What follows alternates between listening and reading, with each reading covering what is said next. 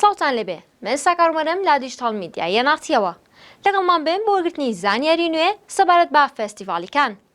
شازی ئایا شەشەم ڕۆژی فێستیڤاڵەکەیە کە دوو کۆنفرانسی هەواڵی تێدا ئەنجام دەدرێت و 5 فیلم نمایش دەکرێن.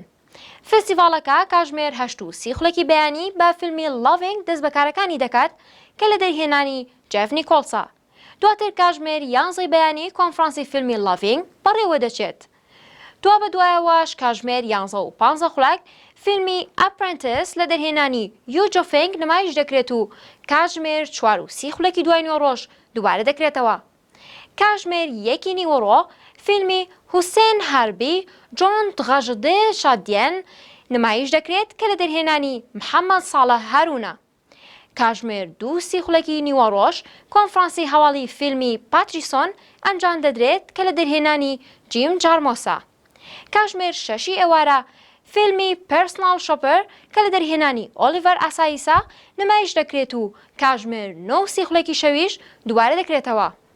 کۆتا فیلم کاتژمێر 2 و 15 خولەکی شەو نمایش دەکرێت کە بریتە لە هێل ئۆر های وەتەر.